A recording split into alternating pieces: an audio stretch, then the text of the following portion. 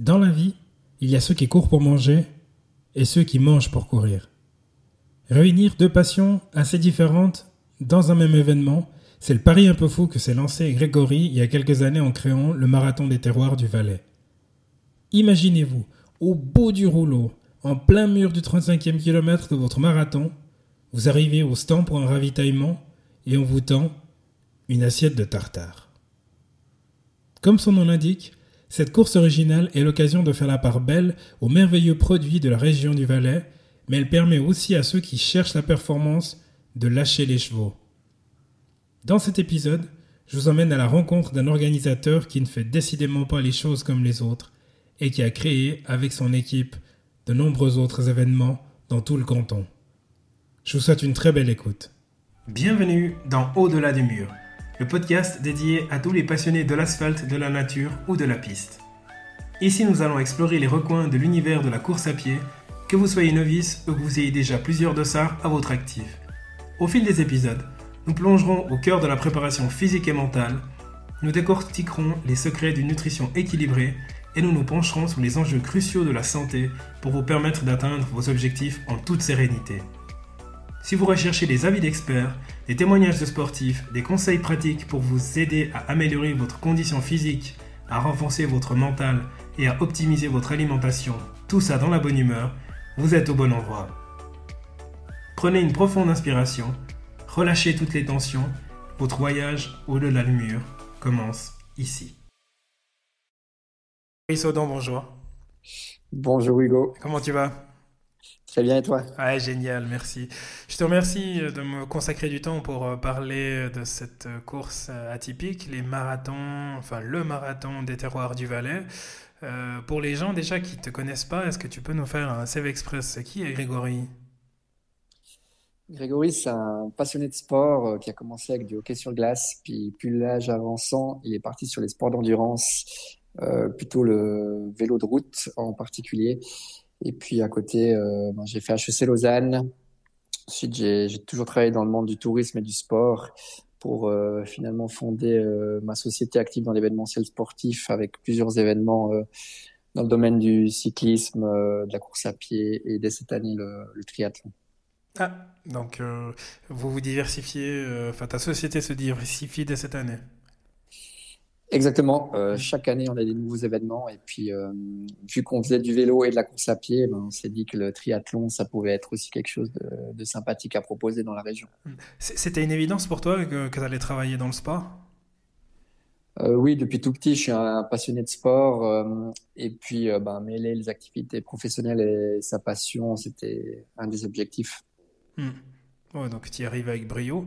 Si on rentre directement dans le vif du sujet, les marathons des terroirs du Valais, c'est quoi l'idée de base? L'idée de base, c'est la présidente d'honneur du marathon des terroirs du Valais, Anne Bochaté, qui en fait connaissait le marathon du Médoc, donc c'est proche de Bordeaux, où en fait les gens courent un vrai marathon, donc 42 km, 195 mètres, mais en mode festif, c'est-à-dire qu'il y a des produits du terroir.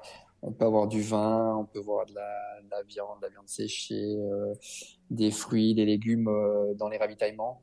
Et les gens sont déguisés et c'est ça qui fait la particularité. En fait, les gens ne courent pas pour un temps, ils courent pour s'amuser tout en accomplissant quand même un challenge sportif assez important en finissant un vrai marathon. Hmm. Le marathon du Médoc, c'est un événement qui existe quand même depuis un certain temps. Comment est-ce que tu expliques ou quelle piste d'explication tu donnerais pour justifier le fait que j'ai l'impression que vous êtes les seuls, en tout cas en Suisse romande, à proposer une formule à peu près similaire? Euh, Ça, je sais pas. Ce que je peux vous dire, c'est pourquoi on propose cet événement. C'est qu'en fait, ben, il y a beaucoup d'événements sportifs.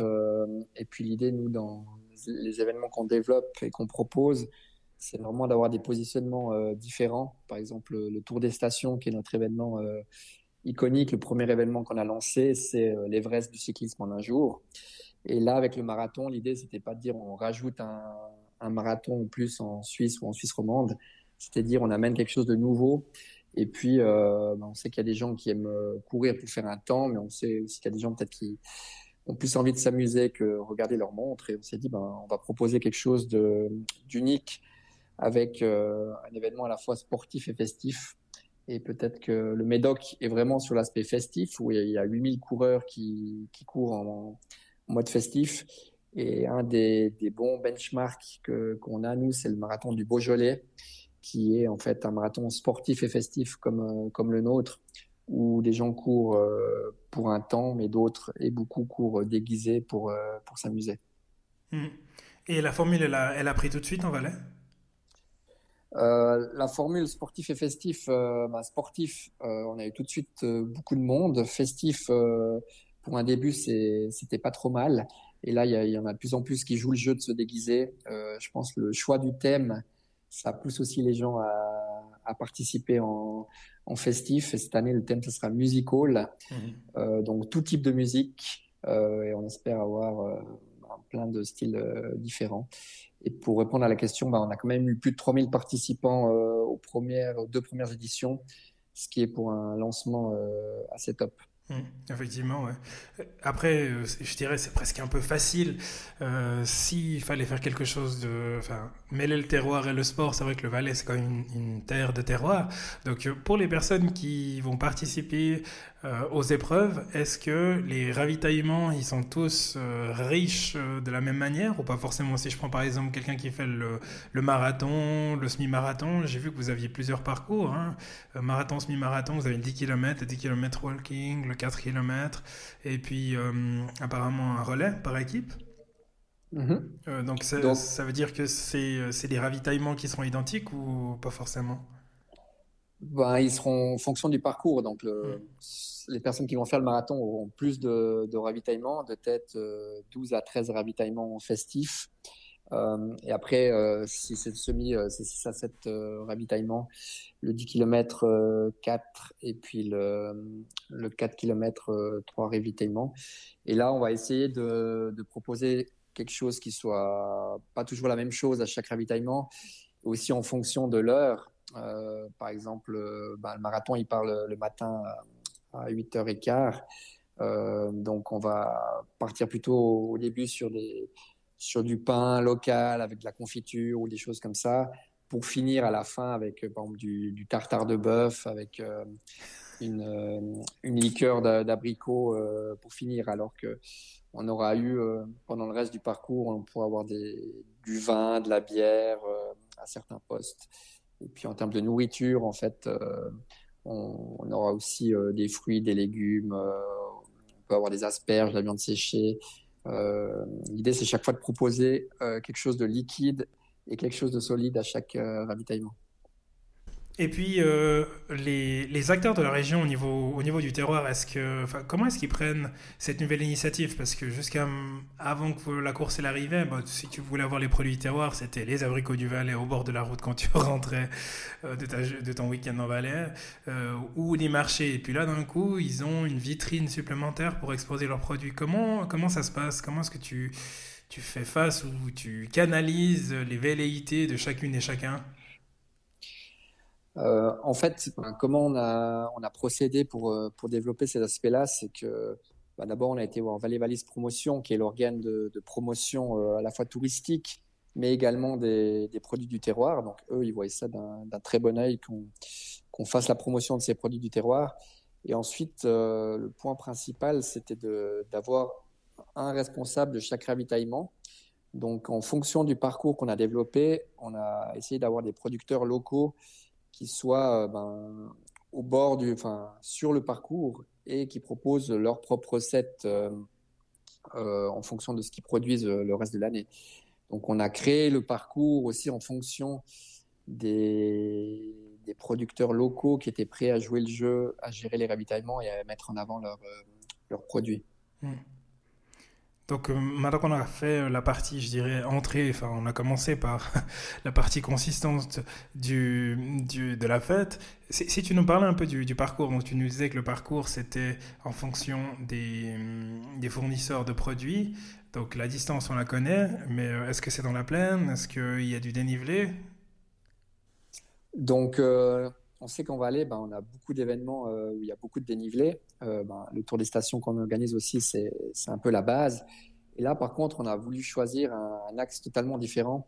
On s'est dit qu'on allait plutôt contempler les montagnes depuis la plaine sans faire de dénivelé. Donc, il y a relativement peu de dénivelé, même pas 100 mètres de dénivelé sur le marathon. Donc, qui part de Sion, de la place de la Planta, et qui finit à Martigny, au Serme. Et puis, on va sur tout le parcours, traverser les différents villages, les vergers, les vignes, le bord du Rhône. Et puis, du coup, on va profiter en fait des lieux où sont produits ces terroirs, ces produits du terroir. Et puis, on va profiter du paysage depuis la plaine sans se faire trop mal avec du dénivelé.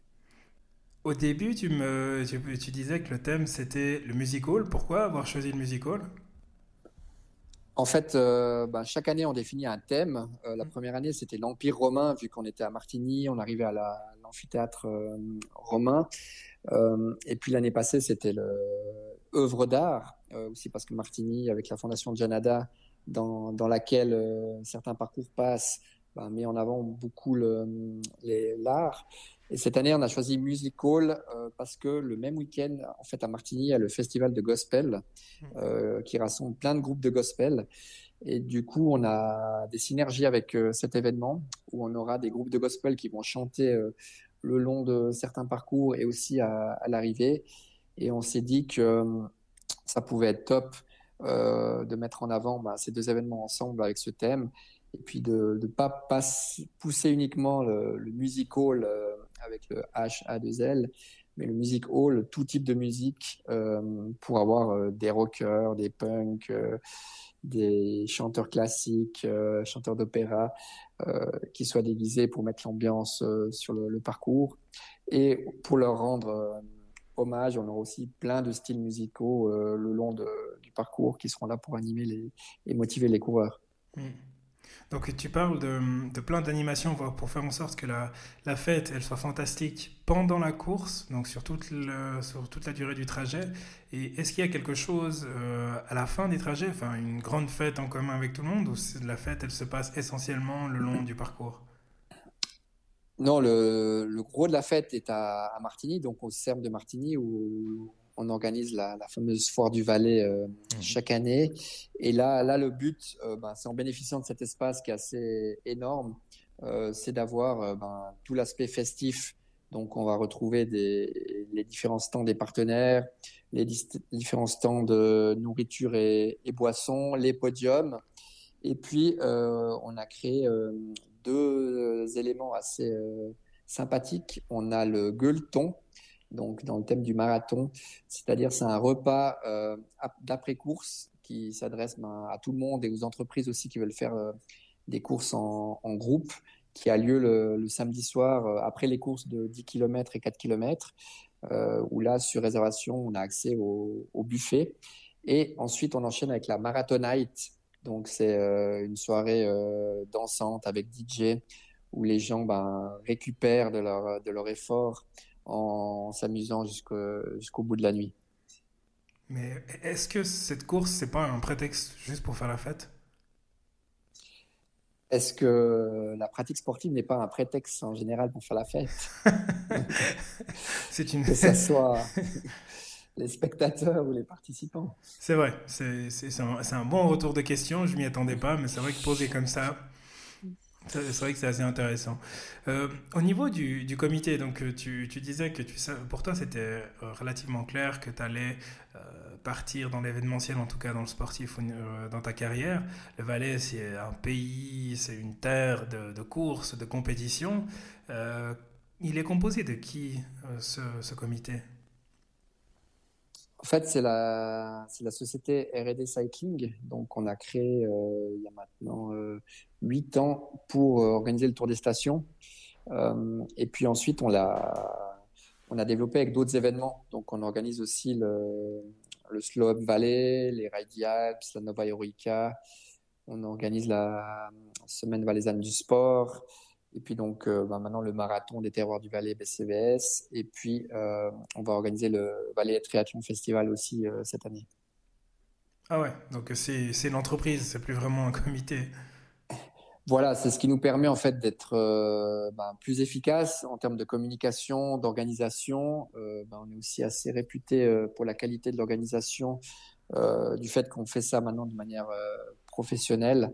Donc ça permet de proposer des événements de qualité à la fois dans la communication et la mise en place. Hmm, clairement. Et au niveau de la date, donc cette année, la manifestation elle aura lieu du 24 au 25 mai. C'est un peu avant, je dirais, le grand rush des trails. Est-ce que la manifestation elle a trouvé son créneau idéal ou est-ce que vous devez justement jouer des coudes pour faire votre place quand même dans le monde de toutes ces courses?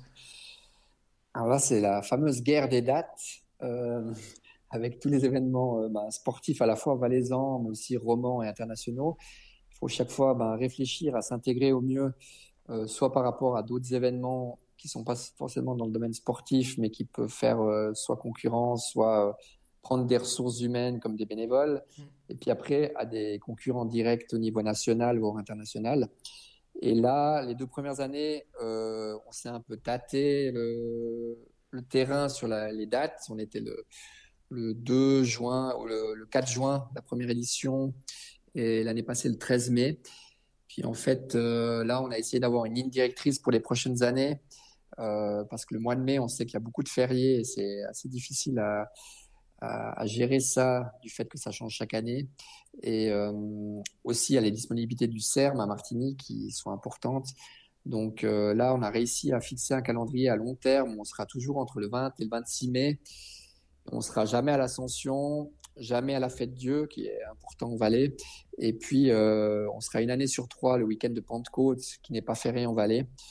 Et ça nous permet en fait d'avoir notre propre date où il n'y a pas d'autres gros événements de course à pied sur route, d'être 2 à 3 semaines après le marathon de Genève et 3 à 4 semaines après le 20 km de Lausanne et 1 à 2 semaines après le Grand Prix de Berne. Sachant que l'année passée, on était le même week-end que le Grand Prix de Berne. Et là, on peut dire que c'est une concurrence assez importante parce que pour des Vaudois, aller à Berne ou en Valais, c'est quasiment la même chose. Donc, trouver sa date, c'est un des challenges principaux. Hmm. Cela, donc, pour autant, enfin, c'est partir du principe que les gens, c'est des compétiteurs et qui viennent plus pour faire le marathon du Valais que le marathon des terroirs. Parce que si tu compares le Valais à Berne, enfin, Berne, c'est vraiment une compète. Après, moi, si j'ai le choix en termes de vue et de paysage et d'ambiance, je choisirais forcément le Valais. Mais après, ça, c'est c'est peut-être le Mais goût après, il y a populaire. aussi beaucoup de sportifs qui se disent, par exemple, j'ai couru le marathon de Genève, pourquoi je viendrais pas me, me faire le marathon du Valais en mode décontracté. Mhm. Donc, peut-être qu'ils ont fait le marathon, les 42 kilomètres, et ils viennent courir en 1 000, 10 kilomètres 2, 3 semaines après. Donc, c'est aussi des gens qui sont dans notre cible pour l'aspect festif. Mhm.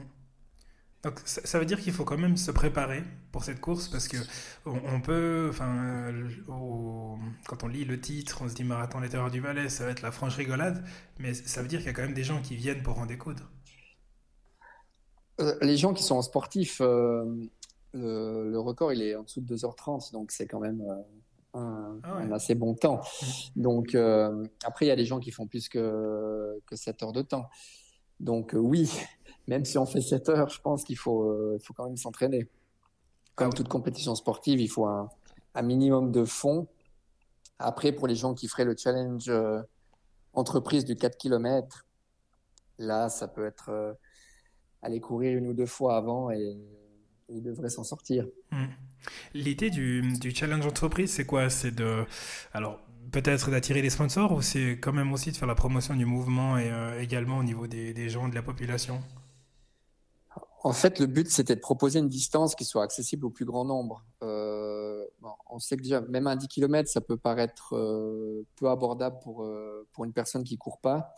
Donc, on s'est dit qu'un 4 km, ça pouvait être vraiment sympa pour une entreprise de proposer à son équipe de dire, voilà, les sportifs qui veulent faire un temps, ils font les 4 kilomètres à fond, les 3 meilleurs temps de l'équipe comptent pour le classement. Et après, les autres peuvent faire en mode festif et s'amuser sans pression de temps. Donc comme ça convient un peu à tous les profils qu'on peut avoir dans une entreprise. Et puis aussi, ce qu'on a poussé cette année, c'est pour les associations de promotion de la santé, par exemple pour les malvoyants ou associations contre le diabète ou des choses comme ça. L'idée, c'est que ils poussent les gens à venir courir le marathon, une des 4 distances, et que ces gens ensuite peuvent récolter des dons pour les causes que les associations défendent. Et là, ça permet, comme tu le disais avant, de pousser les gens à se bouger et puis à faire la promotion du sport de manière large. C'est très vertueux, c'est vraiment beau. Et au niveau des inscriptions, là, on est à 2 mois, allez, 3 mois de la manifestation. Comment se passent les inscriptions pour le moment? Ça se passe très bien. On est à plus 35% par rapport à l'année passée. Donc, c'est top. Après, dans tout ce qui est course à pied, par rapport à, par exemple, les événements qu'on organise dans le cyclisme, c'est plus des inscriptions last minute. Donc, on va avoir plus de la moitié des inscrits quasiment le dernier mois ou les dernières 6 semaines. Donc, ça peut être un peu stressant en termes d'organisation, que ce soit au niveau des budgets ou des commandes ou tout ça. Mais avec l'expérience, on le gère de mieux en mieux. Mais on sait que les gens ben, s'inscrivent de plus en plus tardivement. Donc, on les pousse à s'inscrire plus vite avec des tarifs préférentiels, plus on s'inscrit tôt. Mais c'est vrai que la tendance est plutôt de s'inscrire le plus tard possible encore. Mm. Mais est-ce que c'est parce que c'est une course que les gens ils utilisent comme backup ou est-ce que les gens ils attendent de voir la météo qui va faire le week-end, enfin les prévisions météo et puis de se dire ouais on va pas se prendre une rincée, on va pouvoir le faire. Tu penses que c'est dû à quoi? Non, je pense que le phénomène météo, il est pas très important. Mm. C'est plutôt que les gens s'inscrivent tardivement. On n'est pas encore un classique comme Sierzinal en trail où toutes les inscriptions sont vendues en quelques minutes. Les gens, ça se fait beaucoup avec le bouche à oreille. Je suis inscrit, t'es pas inscrit. Les gens se motivent entre eux.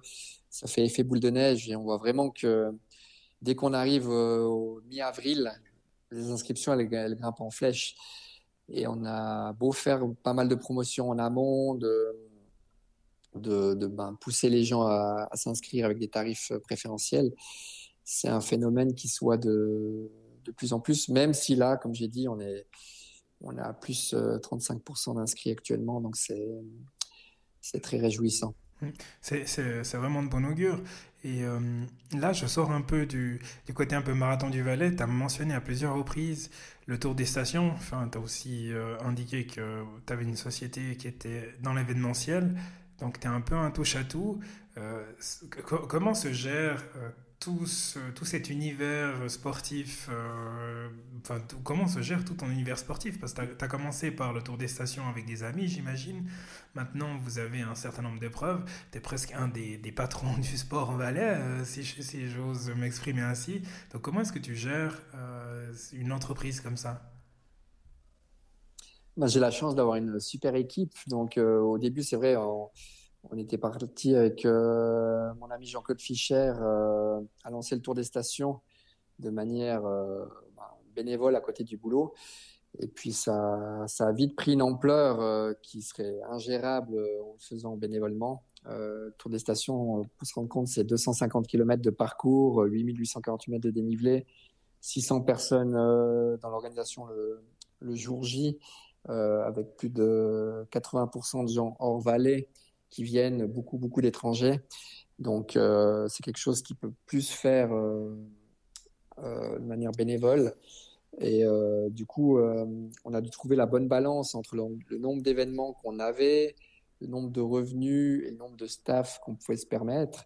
Et là, on a gentiment la bonne balance. Et maintenant, on commence à avoir une structure bien carrée avec des responsables opérationnels, responsables communication, logistique, financière.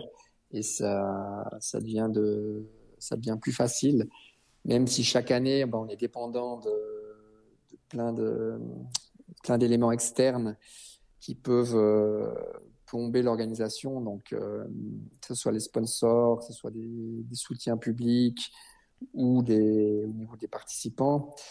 On a traversé le Covid, où on a été un des seuls événements à avoir lieu en 2020 et 2021. Enfin, surtout en 2020, on était un des seuls. Donc, on a beaucoup appris et puis on essaie de rester agile et flexible. Mm.